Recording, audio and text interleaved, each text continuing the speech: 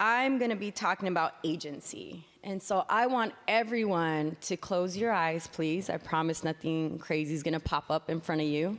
But please close your eyes.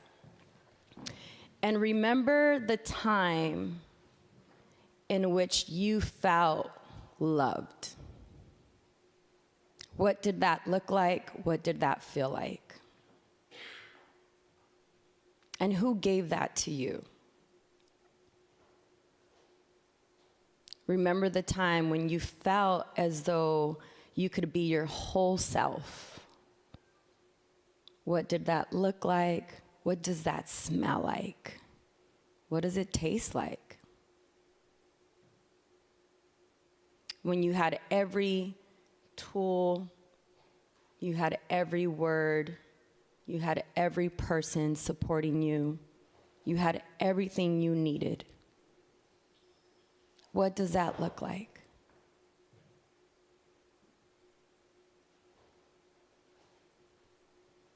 What does it look like to be fully loved? Okay, open your eyes. Could someone share what that looks like, feels like, tastes like? Anyone? So just a couple of things popped in my mind. Laughter feels light. Smell, very distinct smells. It smells fruity and like icing because I like to bake. And it's really therapeutic for me. And people, so images and faces. I'm a very people person. Yeah. Amazing. Anyone else? Go ahead. It's my aunt's kitchen in the Van Dyke Projects in Brownsville. And it smells like fried chicken and cornbread. Mm-hmm. And that's the womb that we were talking about. Mm-hmm. So I asked that question because when we feel that we have access, right, to our aunt's home, to the womb, when we feel loved, when there's the ocean that gives us an opportunity to cleanse, when we go back to our suffering, but it has no words, right? We're not able to articulate it. I think about who I was as a child. I think about my agency. And I think about being poor and growing up where there was bullets and gangs. But what I had was culture, and I had an ocean, and I had all these things that allowed me to really thrive. I had hip hop, basketball, and that's what my culture was. I was able to move. I was able to express myself.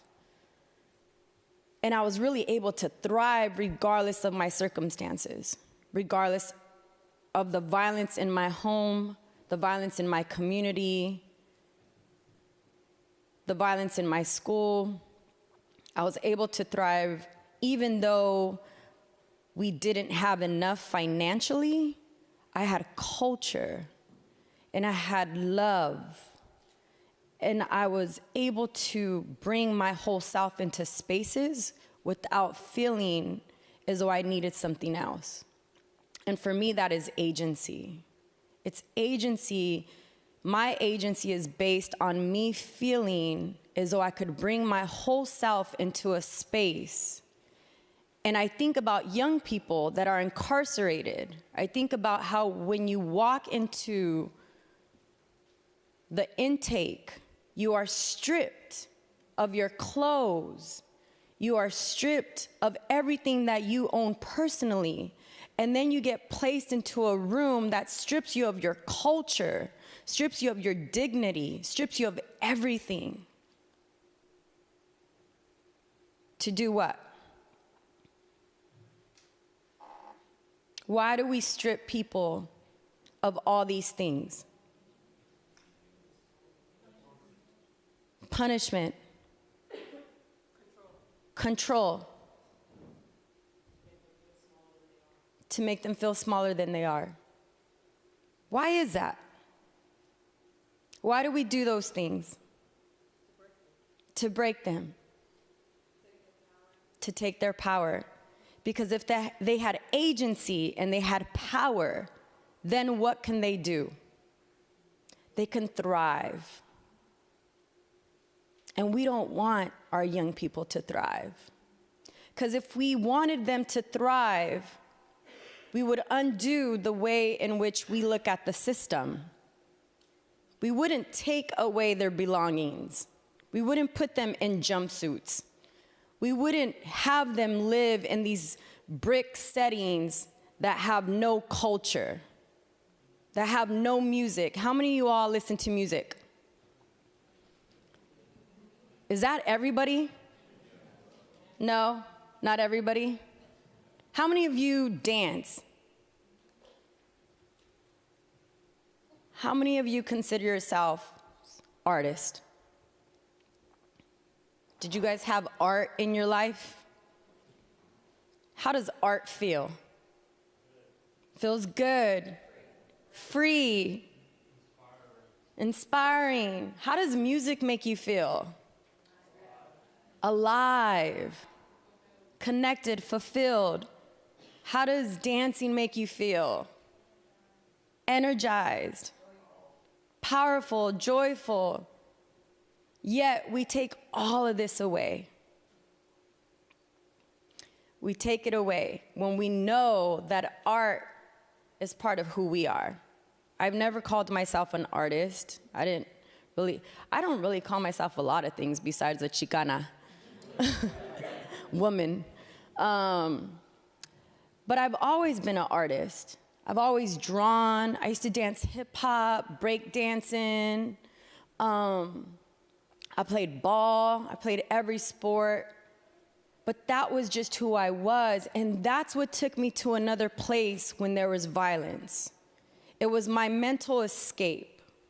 It's what gave me, again, agency. And so how do we create an environment, right? When we talk about dismantling the systems, we think about that long term, but we know that currently right now we have systems. So how do we transform those systems where young people can actually thrive? Where we could then see that the work and the transformation that we want for ourselves is not any different than what young people want for themselves either. I always think about, I love Piper because Piper and I are probably the same age. And she reminds me of my journey in life. I started when I was 17 years old working with young people. And I will tell you, I did not think I was a youth at 17. I thought I was grown. I was like really probably 47. I was like, yo, I'm like 47 years old. But I'm the youngest of 5. My father is 93 years old. My mother is 73. My oldest sibling is probably 54. I'm 15 years younger than my oldest, 15 years younger than my oldest sibling. But when I was 17 years old, I had a sister who was a day older than me, whose life had been taken 4 days prior, and she was buried on my 17th birthday. And I think about what I was doing during that time. I was dabbling with gangs. My family also has several generations of gang membership. So I was sidestepping, I was playing ball, and I was gang banging. And I remember when she passed away, thinking it was one of the worst things that ever happened in my life, although I had experienced other things that were kind of bad. And it was basketball that allowed me that positive outlet. It was art. It was my writings. I remember writing a poem called Quiet Storm because I suffered in silence.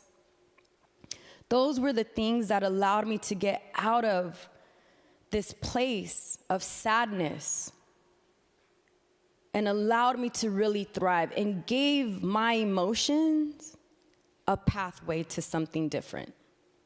And it was the positive people in my life, my basketball coach, Pat Bell, my teachers, my pastors. It was people who believed in me that said, Carmen, we can never imagine what you experienced, but you know what? We are here for you.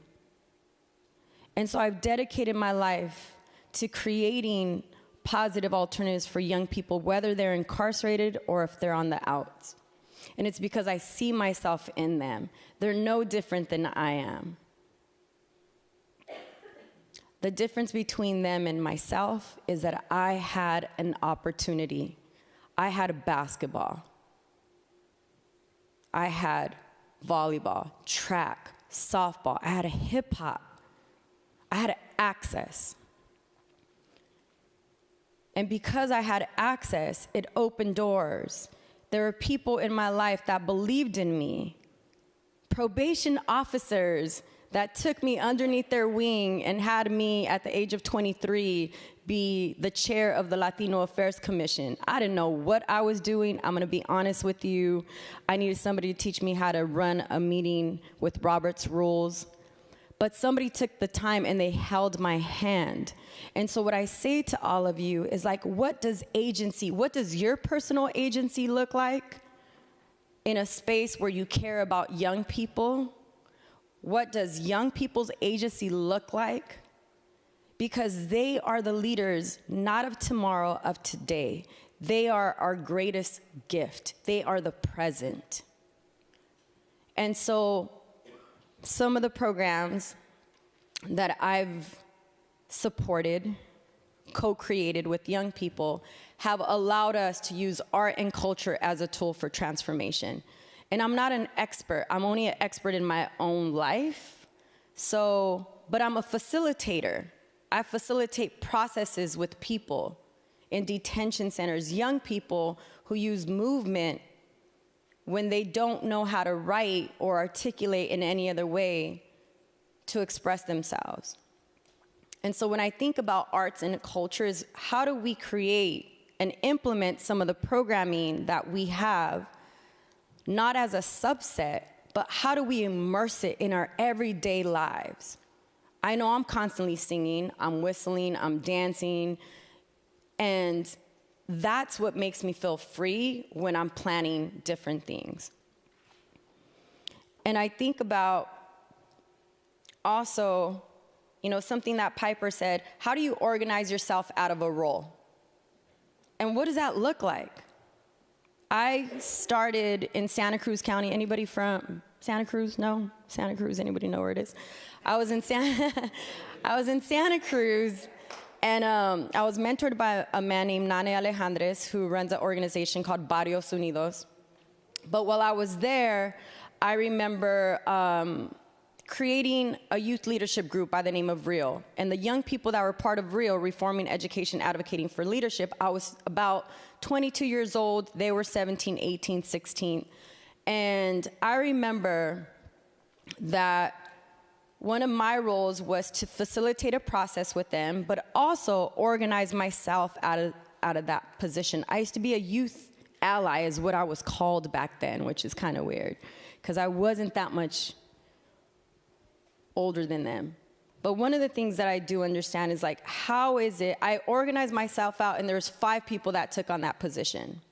I then created what was called the Girls Task Force. It was to provide gender-responsive programming for young women regardless of probation status in Santa Cruz, facilitating a girls' circle space with culture, right? With our indigenous culture, with talking sticks.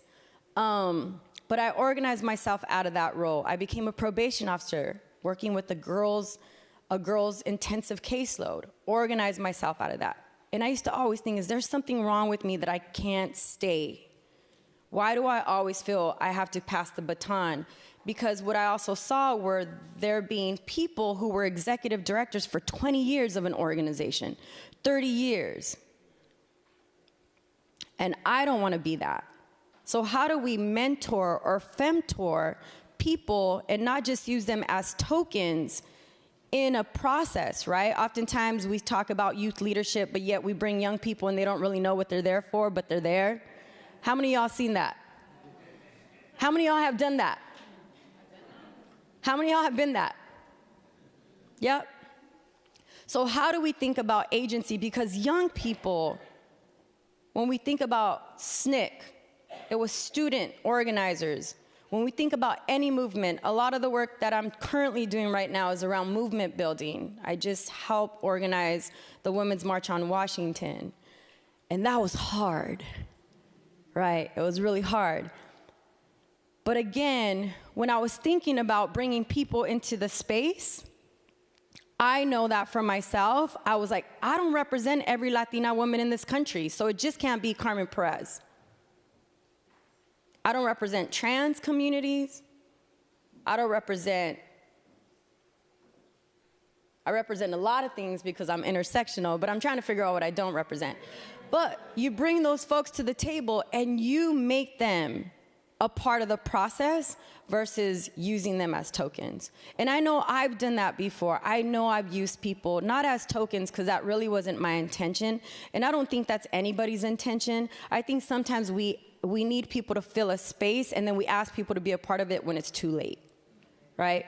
But how, if we want to be heard, if we want to see and be a part of the change, how do we create those pipelines for young people to be part of the change, be part of there's so many decisions that are being made about young people, yet young people are not sitting at the table. And if they are sitting at the table, oftentimes they don't really understand the jargon that we use, right? Reducing racial disparities, reducing recidivism, and all these different things. Young people, we need to create not only a pipeline for them to be leaders, but we also need to support them, like Piper said, and create a mechanism where they're gonna thrive. And so I thank you for listening to me, but I just want you all to know that I appreciate all your work because it was adults like you that came into my life when I needed you the most that has allowed me to stand in front of you and dedicate my life to young people. Thank you.